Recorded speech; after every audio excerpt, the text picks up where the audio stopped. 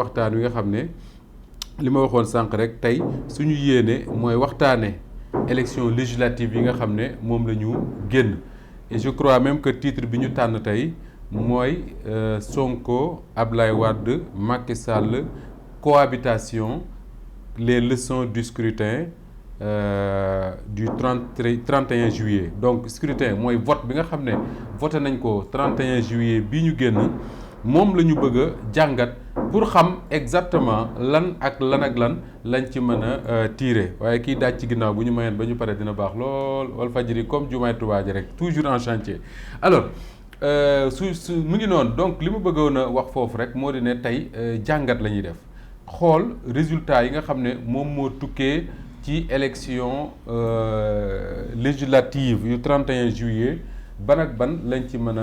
mën a tirer comme leçon Fatou c'est-à-dire que bu élection amee dafay baax ñu toog xool ne élection yi lii lañ ci mën a tirer comme leçon c'est extrêmement important parce que loolu mooy tax ñi nga xam ne ñoom ñooy tànn Walfadjri ak di ko déglu ñoom également ñu mën a def seen jàngat comme ni ma koy waxee tout le temps jàngat bi moom ñun la yàlla natoo ñu nekk ci kanamu caméra di ko def mais ñu ko mën a def ñu bëree bëri lañ bokk na ci ñi nga xam ne ñoom ñooy ànd ak man actuellement nii sur la chaîne YouTube de Walfadjri te jamono ji ñu toll ci 3241 personnes ñu ngi leen di jaajëfal bu baax a baax. fu ma bëgg a tàmbalee d'abord mooy liggéey bi nga xam ne man dama jàpp ne journalistes yi la presse en général def nañ ko ci jour élection yi parce que li tax ma war ko wax moo di ne man bokk naa ci ñi nga xam ne toog naa fi plusieurs fois xalab journalistes sénégalais yi parce que dama jàpp ne jubawuma ak ñu bari ci ñoom ci liggéey bi ñu def te su ma koy wax souvent sama bopp laa ciy jiital parce que du ma génne sama bopp ci liggéey boobu am na benn journaliste bu nekkoon fii ci Walfadjri Bakary Traoré daf ma mës a wax ne ma Moustapha y a pas une certaine presse il y a une seule presse donc soo taxawee naan une presse ici une presse là-bas c'est une seule presse défaut yi ngay gis ci journalistes yi boo demee xool ci yeneen journalistes yi gis ko ci te même bu ca nekkul aussi c'est les défauts de la presse du défaut yu journaliste kese donc su fekkee ne presse boobu am na benn liggéey boo xam ne def nañ ko dimanche ci couverture élection yi ba ci joxe résultats yi ma déglu ñu bari gis ne pratiquement li nga doon dégg Walfadjri pratiquement vraiment moom nga doon dégglu TFM moom nga doon déglu Sen TV moom nga doon déglu RTS même da nga naan les journalistes def nañ li leen war mooy rapporter des faits élection la ñu nekk ay résultats la ñuy joxe journalistes yi li ñu man mooy xool résultats yi comme ni ko Mamadou Matar Sarr doon defee keroog ne lii la président bureau de vote bi taf ñu lire ko wax ko loolu nag ku mu merloo dafa fekk nga nar leneen parce que encore une fois résultats yi nga xam ne moom nga dégg Walfadjri pendant pratiquement 18 heures ba 2 heures du matin amu ci benn boo xam ne Moustapha Diop moo toog bind ko ci loxoom wala keneen bind ko ci loxoom amu ci benn yiñ ci wax yépp ay président au bureau de vote ya ca Italie ak ya ca Australie ak ya ca France ak ya ca Brésil ak ya ca Koweït feneen ak feneen buñ ci mënti wax rek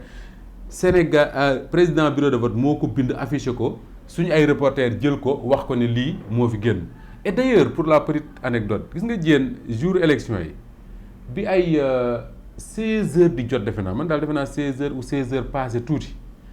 laay génne sama kër di jëm si Walfadjri ci lañ ma jox résultat wu Koweït billaahi lañ ma jox résultat wu Koweït ma gis ne résultat wu Koweït yii Yewwi Askan Wi ñoom ñoo ko gañe ci gañe bu doy waar rawee nañ benn lu bari Koweït ci laa njëkk a gisee ne taux d'abstention bi dafa bëri ñi wootewul dañoo bari gis nga bu ma jotee résultat yi Pierre Edouard Faye mi ngi may dégg comme mooy rédacteur en chef te moom moo nekkoon fii dama ko envoyé résultat yi par WhatsApp ba pare ne ko Pierre résultat yi bu leen ko joxe ci télé bi parce que su ngeen ko joxee léegi te Sénégal ñi ngi voté ba léegi dañ naan waa Walfadjri kat ñoo influencé ñi nga xam ne ñoo doon voté bàyyi leen ba ñu àgg ci fin de vote bi ngeen commencé joxe résultat yi te boobu c'est ki ma ko su ma vérifié woon sama téléphone WhatsApp j'ai pas le temps mais dinaa xamaat heure boo jox mais bu ma koy jox maa ngi jugee sama kër te man may jugee sama kër jour élection yi 16 heures mooy jot 16 heures donc pour vous dire un peu que ni ñun suñu rôle nekkul di wax kii moo gagné kële moo gagné kii moo sàcc lële moo sàcc mais on travaille sur des faits li nga xam ne moom moo génne ci résultats yi moom la ñuy joxe mais dama jàpp également que ni ci jamono jii ñu toll nii tey la àllarba ñu voté woon dimanche jamono ji ñun la presse sénégalaise à commencer par man mii nga xam ne yàlla dafa dogal ma jiite télévision ak rajo mënoon nañoo dem plus loin que li ñu nekk di def je m'explique résultats yi daanaka département yépp affiché nañ ko avant muy ñëw ci commission nationale de recensement des votes journalistes yi nekk ci région yépp xam nañ résultats yi département par département. donc tey li nga xam ne mooy effort bi ñu waroon def ñun presse mooy wut ay statisticiens jël résultats yi jox leen ko parce que soo xoolee département par département loolu jërul sax di calculer ku nekk ci ñun Fatou mi mën na ko mën na jël téléphone am léegi xool département yi Sénégal yëpp mu wàññi yan la Bennoo gagné yan la Yewwi gagné yan la Wallu gagné ñoom rek ñoo gagné département ñeneen ñi gagné ay département ku ci nekk xam na ñaata département nga gagné département bu ci nekk xam nga ñaata député ñoo far a jóge parce que Dakar 7 députés moo fiy jóge am na département yoo xam ne benn fay jóge am yoo xam ne ñaar am yoo xam ne ñett am yoo xam ne ñeent c'est facile da ngay additionner rek xam ku nekk ci département yi ñaata nga am loolu moom journaliste yi yépp ko mën peut-être qu'on n'a pas enfin ñenn ci à commencer par man defuñu effort boobu mais ñun ñëpp mën nañ ko démb rek sama benn magu journaliste mi ma koy wax ne ma journaliste yi dañu war a def effort boobu parce que waruñu bàyyi politiciens yi muy opposition ak pouvoir ku nekk di joxe ay résultats te ñun ñu mën a joxe résultats yi parce que ci yeneen réew daf fay am bu ñu defoon loolu ba pare mën nañu wax tout de suite ne Wallu Sénégal nangam la am Yewwi Askan Wi nangam la am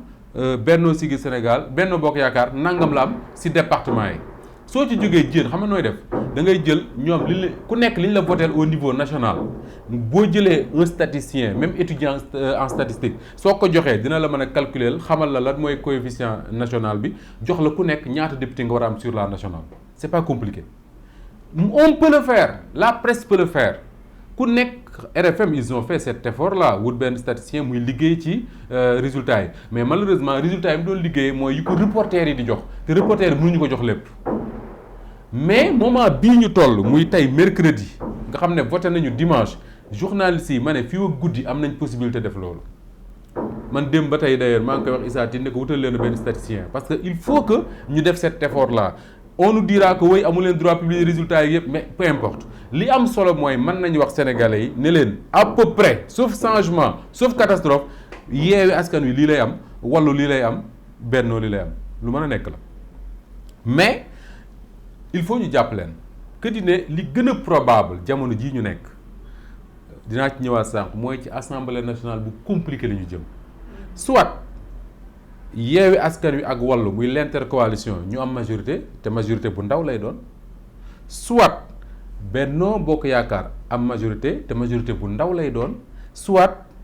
kenn bañ a am majorité assemblée kenn.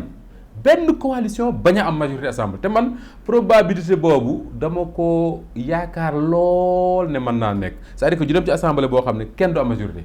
te loolu lu baax la ci Sénégal parce que dina tax loi yi ñuy voté ci réew mi ñu koy xool bu baax a baax fii ak 15 mois yi Macky Sall dese ci nguur gi dina tax assemblée nationale benn député du la absenté gis nga tey même bu ñu génn ci élection yi ñu ne Bennoo moo am majorité benn député du la absenté parce que bu ñu dee voté loi te Bennoo yam ci lii mu yam ne ñoom wax ne ñoom ñu wax ne loolu la ñu am bu ñu amee benn absent seen loi du jàll loolu nag c'est la victoire du peuple sénégalais te dinañ ci ñëwaat léegi mais en tout cas loolu laa bëggoon wax ci liggéeyu presse bi muy première jàngat bi ma bëggoon a def sur ces élections là deuxième bi mooy tey li am solo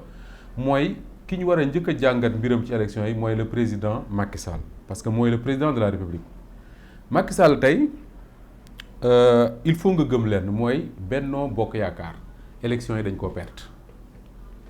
lii mooy li am ku la wax leneen da lay wax lu ko neex élections yi Bennoo Bokk Yaakaar da koo perte te naa la wax lan moo tax ma ne Bennoo Bokk Yaakaar da koo perte bi ci njëkk mooy man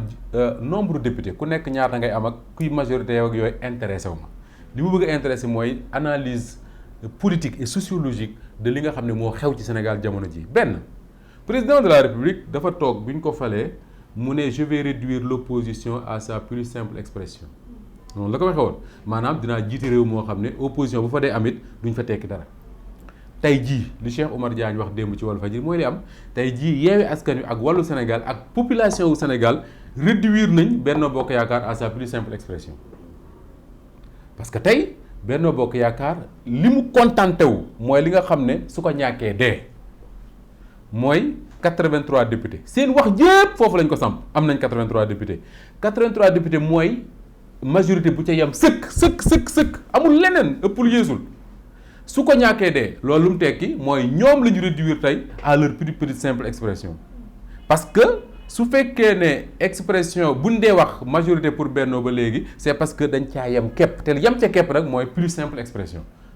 muy benn défaitu président Macky Sall ak Benno Bokk Yaakaar li tax ma ne défaite la moo di ne ñi ngi ñaata la ñuy xëccoo ñoom fi mu nekk nii dañuy xëccoo ne am nañ 83 députés coow li yëpp faatu loolu rek la am nañ 83 députés tëgg sabar geeg yuuxu yeeg conférence de presse minuit yeeg yëpp amul lenn luul am nañ 83 députés lañ bëgg a lewal wala 82 après ñu xool kuñ négocier pour dolli ko si te xëy na loolu dina am occasion wax ci parce que négociation dina am mais 83 députés pour nga xam ne benn bokk yaakaar dafa am défaite da nga naan ñaata lañ jógee ba ñëw 83 assemblée bii ñu génn bii fi ne benn bokk yaakaar am na ci 125 députés 125 donc tey su fekkee ne dañ ne am na 83 mooy diggante assemblée bii ñu jógee ak bii ñu nekk ñàkk nañ ci 42 députés 42 députés ñeent fukki députés ak ñaar benn bokk yaakaar ñàkk na ko ci élection yi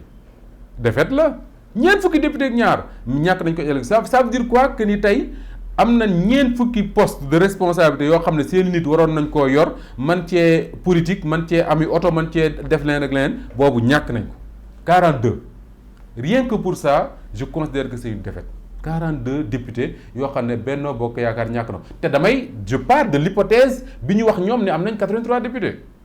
su fekkee ne am nañ ko ñàkk nañ 42 députés et ça c'est important et ça défaite la beneen défaite bi mooy lépp luy ténor mooy politiciens yi nga xam dañoo yëkkati seen mbagg na ñoom ay politiciens yu mag lañ ñenn ñi sax yaakaar ne bu Macky Sall bu poussé ñoo koy wutu ñoom ñëpp gars yi ñafal nañ leen ñëpp à part peut-être